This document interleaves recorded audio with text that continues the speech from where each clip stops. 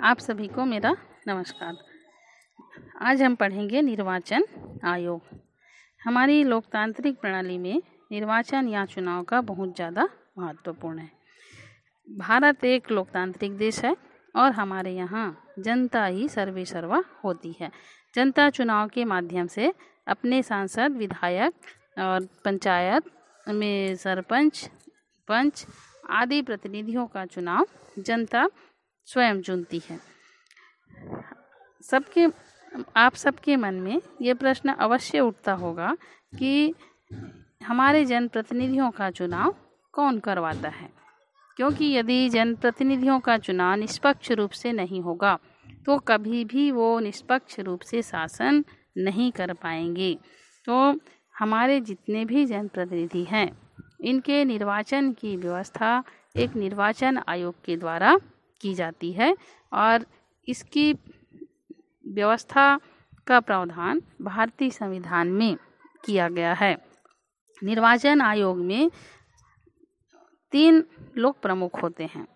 पहला है मुख्य निर्वाचन आयुक्त और दूसरा है इनकी सहायता के लिए 2 अन्य सहायक निर्वाचन आयुक्त। मुख्य निर्वाचन आयुक्त की नियुक्ति करते हैं राष्ट्रपति, जो प्रधानमंत्री की अनुशंसा पर करते हैं, और इनकी सहायता के लिए जो 2 अन्य आयुक्त सहायक आयुक्त होते हैं, मुख्य निर्वाचन आयुक्त की सलाह पर राष्ट्रपति के द्वारा ही की जाती है। निर्वाचन आयोग को वो सभी अधिकार दिए जाते हैं जिससे वो चुनाव संपन्न करवाता है। प्रत्येक राज्य का भी एक निर्वाचन आयोग होता है। राज्य निर्वाचन आयोग पंचायतों और नगर पालिका आदि जितने भी स्थानीय स्वशासन हैं, ये सबका चुनाव करवाती है। पंचायती राज चुनाव, जिसमें पंच, सरपंच, जनपद सदस्य, जिला पंचायत सदस्य, फिर नगर पंचायत, नगर पालिका, नगर निगम, ये सबका चुनाव राज्य चुनाव आयोग के माध्यम से संपन्न होता है। राज्य चुनाव आयुक्त में एक मुख्य राज्य चुनाव आयुक्त होता है, फिर वो जिला चुनाव आयुक्त की नियुक्ति करते हैं और फिर ये ब्लॉक में नियुक्त करते हैं। उसके बाद ब्लॉक में, जिला में जनरली कलेक्टर लोग होते हैं, ब्लॉक में एसडीएम, तहसीलदार और सीओ होते हैं। फिर अपने और अधीनस्थ कर्मचारियों को साथ लेकर के, जिसमें शिक्षा विभाग से रहते हैं, कृषि विभाग से रहते हैं और पुलिस है, सेना है, सबके सहयोग से भारत में चुनाव कार्य संपन्न होता है। निर्वाचन आयोग की संरचना जो हम पढ़ चुके हैं, 3 लोग होते हैं। निर्वाचन आयोग का प्रमुख कार्य कौन कौन सा है? तो निर्वाचन आयोग का पहला काम होता है देश में मतदाता सूची तैयार करना। निर्वाचन आयोग देश में मतदाता सूची तैयार करती है। मतदाता सूची में ये देखा जाता है कि कौन लोग नए मतदाता है। नए मतदाता मतलब जिनकी आयु 18 वर्ष पूरी हो चुकी है, उनका नाम जोड़ना। जिनकी मृत्यु हो गई है, उनका नाम काटना। फिर जो जिनका विवाह हो गया है, शादी करके अन्यत्र चले गए हैं, दूसरे गांव चले गए हैं, उनका नाम काटना। यदि कोई बहू आई है, उसका नाम जोड़ना। यदि कोई लोग अपने गांव को छोड़कर दूसरी जगह जाकर के बस गए हैं, तो जिस गांव में पहले रहते थे उसका वहाँ नाम काटना। दूसरी जगह गए हैं, वहाँ अपना नाम जुड़वाएंगे तो उनका नाम जोड़ना। इस तरह से जो 18 वर्ष कंप्लीट कर चुके हैं, जिनमें मतदाता बनने की योग्यता है, ऐसे लोगों की सूची तैयार करके मतदाता सूची तैयार की जाती है। दूसरा है राजनीतिक दलों को मान्यता देना। चुनाव आयोग जितने भी राजनीतिक दल हैं, इनको मान्यता प्रदान करती है। राजनीतिक दल, जैसे हम भारतीय संविधान में हमारा एक मौलिक अधिकार है कि हम अपने हिसाब से कोई भी राजनीतिक दल का निर्माण कर सकते हैं। यदि कोई व्यक्ति या समूह मिलकर के कोई नया राजनीतिक दल बना लिए हैं, तो इन राजनीतिक दलों को मान्यता देना ये निर्वाचन आयोग का काम होता है। जैसे हमारे यहाँ आम आदमी पार्टी है, 8-9 साल पुरानी पार्टी है और ये अरविंद केजरीवाल, कुमार विश्वास, इन्होंने मिलकर के, मनीष सिसोदिया, इन्होंने मिलकर के ये राजनीतिक दल बनाया था। तो इनको मान्यता देने का काम निर्वाचन आयोग ने किया है। उसी तरह से आज भी यदि कोई व्यक्ति या समूह मिल करके नया पार्टी बनाते हैं तो इसको मान्यता देने का काम राजनीतिक दल के रूप में मान्यता देने का काम चुनाव आयोग ही करेगा। फिर चुनाव चिन्ह आवंटित करना, जितने भी राजनीतिक दल हैं उनको चुनाव चिन्ह आवंटित करने का काम चुनाव आयोग का होता है।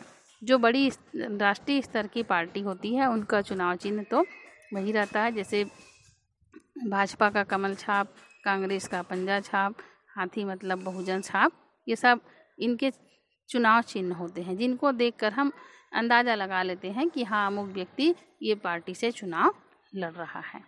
उसी क्रम में पंचायत चुनाव में जो गांव में होते हैं पंच, सरपंच, नगर पालिका, नगर निगम, इन चुनाव में भी जो व्यक्ति चुनाव लड़ते हैं तो इनको भी चुनाव में चिन्ह देने का काम चुनाव आयोग के द्वारा किया जाता है। जैसे पंचायत चुनाव में हम देखते हैं पंच, सरपंच को जो चुनाव चिन्ह आवंटित किया जाता है, जैसे किसी को मिला है नारियल छाप, किसी को गिलास छाप, किसी को चश्मा छाप, तो जितने भी चुनाव चिन्ह हैं ये निर्वाचन आयोग ही प्रदान करता है।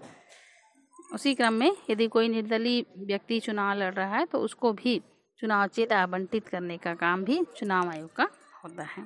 फिर निर्वाचन की व्यवस्था करना, चुनाव आयोग देश में निर्वाचन की व्यवस्था करती है।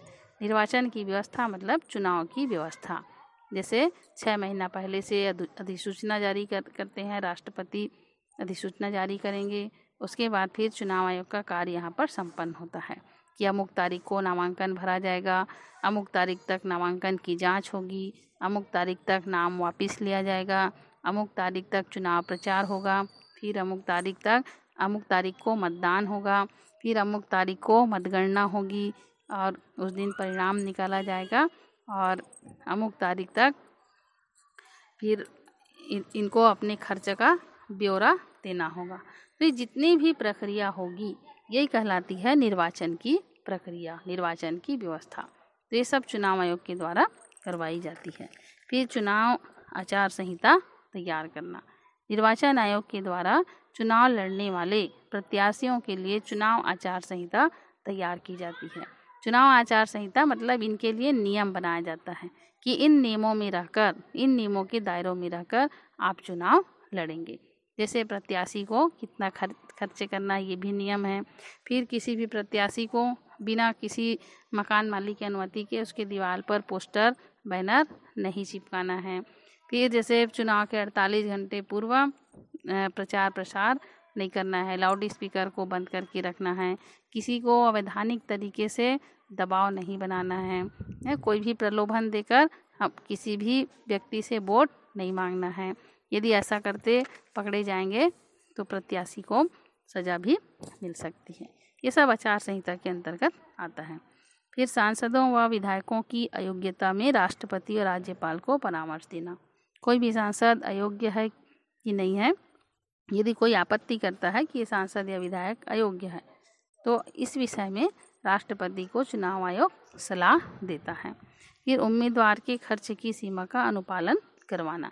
यदि एक उम्मीदवार चुनाव लड़ रहा है तो उसके लिए जो खर्च निर्धारित है, विधायक के लिए जितना खर्च रहेगा, सांसद के लिए कितना खर्च रहेगा, यदि उस खर्च राशि की सीमा से वो बाहर जाकर खर्च करेगा तो उसके लिए दंड का प्रावधान होगा। तो उसके अंदर रहकर ही उसको खर्चा करना है। इसका पालन करवाने का काम भी चुनाव आयोग का होता है। फिर चुनाव रद्द कर उपचुनाव करवाना।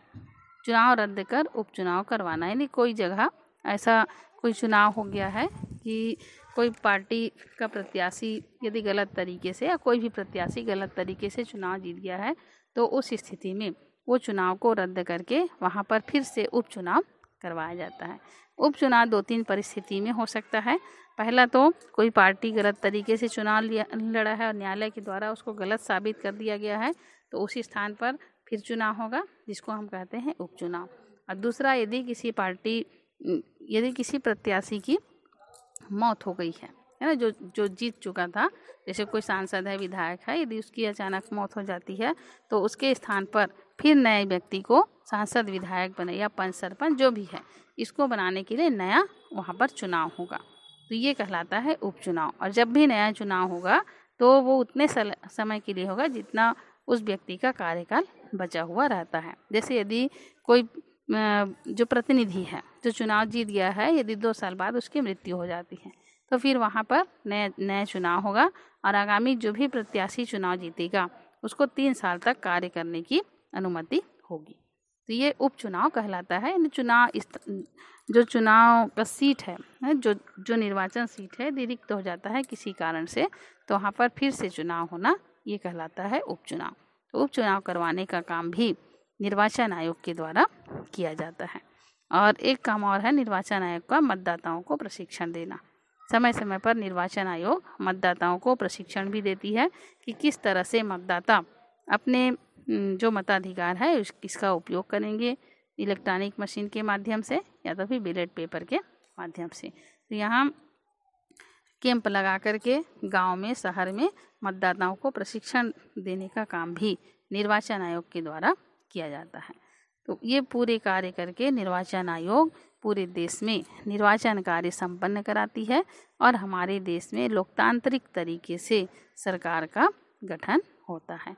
आज के इस वीडियो में बस इतना ही, बाकी हम अगले वीडियो में पढ़ेंगे। तब तक के लिए मुझे आज्ञा दीजिए। जय हिंद।